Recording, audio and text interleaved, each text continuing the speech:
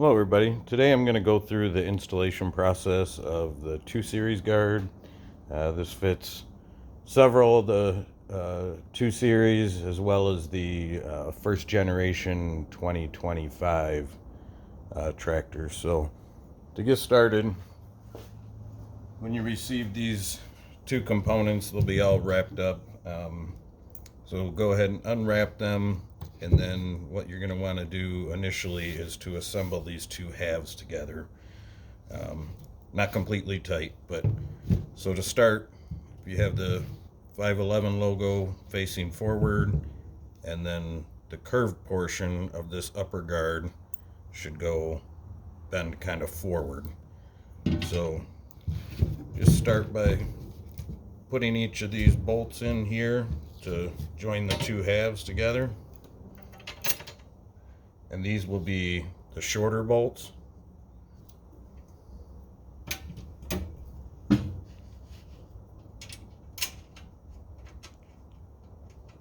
This may be a little cumbersome until you get each one of these started.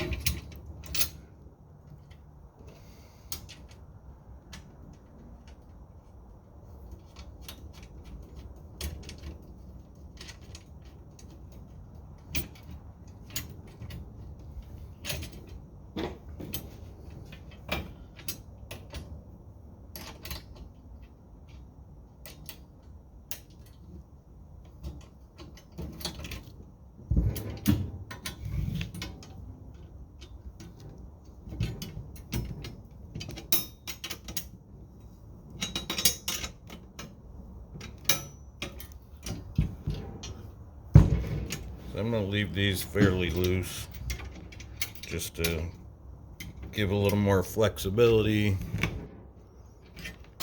when you're installing it onto the factory guard.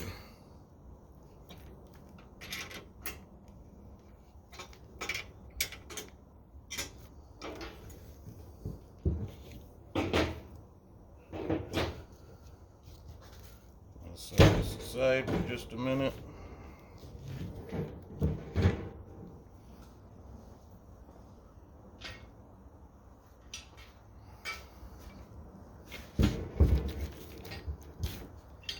So when you go to install it onto the factory guard, first thing to do is to remove these nuts at the pivot point on the factory guard. Just remove the nuts, not the bolts completely. And what you can do is just slide them out a little bit. And there should be a washer in between these 2, and that's why you don't want to take this out all the way. And you're going to install this from the back side.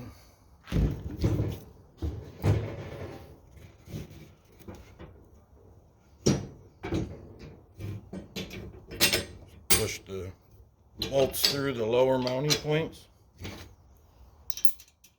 Replace your washers and nuts. At this point, just leave these loose as well.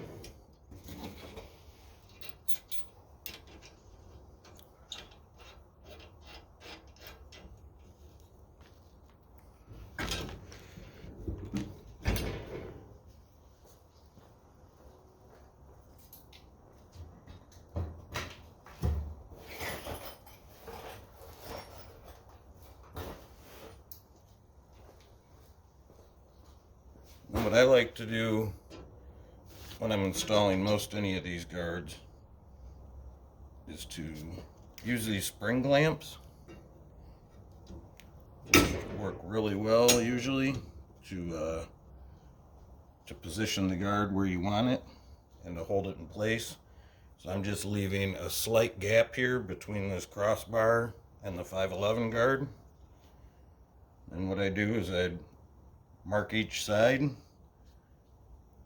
for drilling, take the clamps off. You can either pivot this guard out of the way or take it off completely, drill your 2 holes, and then install the the bolts that are supplied with the guard.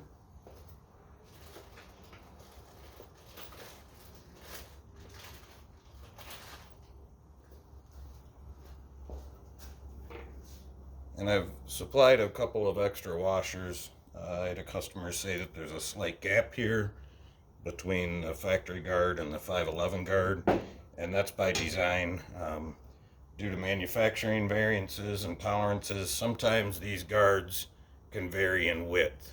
I've seen them vary up to a 1/4 inch, so I don't want to have a situation where I try to make this too snug in the design process and then one of my customers can't install it because their factory guard is a little bit narrower. So in this case, I'm just putting the bolt with a nut on, and these tabs will bend in slightly, or I'm sorry, out, so they're more snug against the sides of the factory guard, which is completely fine.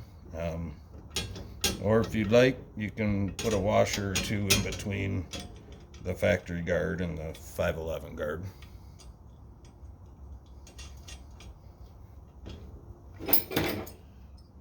So at this point, I'm going to tighten up these upper bolts.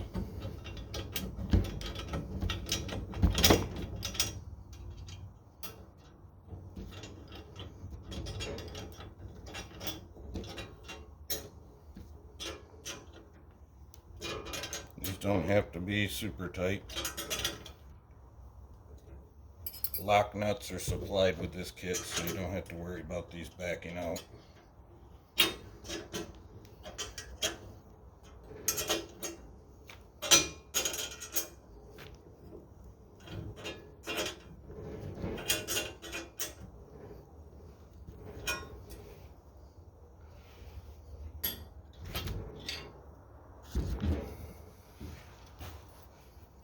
Now I'm going to move to the back side and just tighten up the back bolts till they're nice and snug.